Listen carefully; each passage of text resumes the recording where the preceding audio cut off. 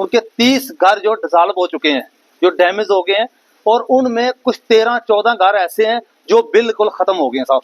हमारी ward number 7 गांव सले में जो ये घर खत्म हो चुके हैं, और तकरीबन 30 घर उस पस्सी के लपेट में आए हैं कि उन घरों के अंदर इंसान रह नहीं सकता। मैं राणा साहब का भी शुक्रिया अदा करता हूँ। राणा साहब हमारे सले के लोगों के साथ खड़े हुए, जिसमें काप होता के कुछ लोग भी हैं, उनके साथ खड़े हुए। मेरा नाम अब्दुल गफूर है, मैं तहसील डंसाल, डिस्ट्रिक्ट जम्मू, पंचायत हल्का कन्याला, गांव सले, वार्ड नंबर 7 का रहने वाला हूं। मैं अपनी बात आपके आगे इस चैनल के माध्यम से सरकार तक भी पहुंचाता हूं, और मैं अपनी परेशानी दिखाता हूं कि जनाब हमारे तकरीबन जो हमारी एक वार्ड के लोग हैं, उनके 30 घर जो डिसॉल्व हो चुके हैं, जो डैमेज हो गए हैं, और उनमें कुछ 13-14 घर ऐसे हैं जो बिल्कुल खत्म हो गए हैं साहब।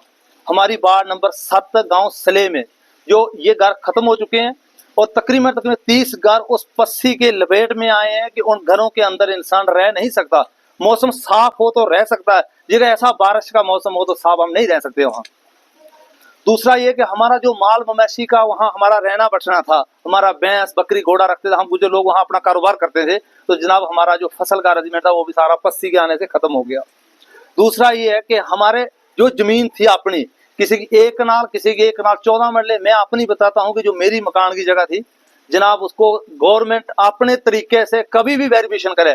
आज जमाना छपने का नहीं है, कोई भी गवर्नमेंट किसी भी तरीके से वेरिफिकेशन करे। हमारी वार्ड नंबर 7 की जिनके घर थे वो उनके घर माल की जमीनों में थे, और वो मकान निकल गए और जमीन ही वो खराब हो चुकी है। हम सरकार के आगे अपील करते हैं, सरकार हमारे बारे में सोचें। सरकार के आगे ये अपील करते हैं कि हम कनालों के हिसाब से नहीं मांगते जनाब, हमें तकरीबन 10 मरले जगह दी जाए।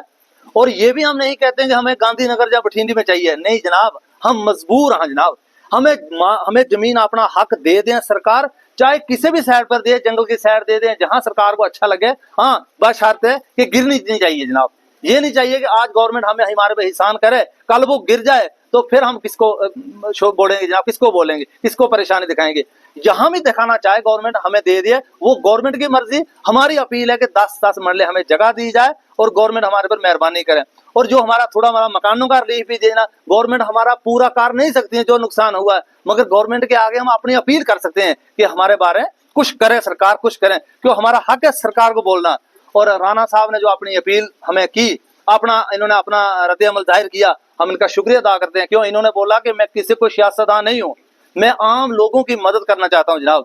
हमारे पास काफी लोग आए, एडमिनिस्ट्रेशन में आई, बड़े लोगों ने हमारे साथ मुलाकात की, मिले जुले, अपनी मदद भी की, मगर मैं उन लोगों के साथ ही, मैं राणा साहब का भी शुक्रिया अदा करता हूँ। राणा साहब हमारे सले के लोगों के साथ खड़े हुए, जिसमें काप होता के कुछ लोग भी हैं, उनके साथ खड़े हुए।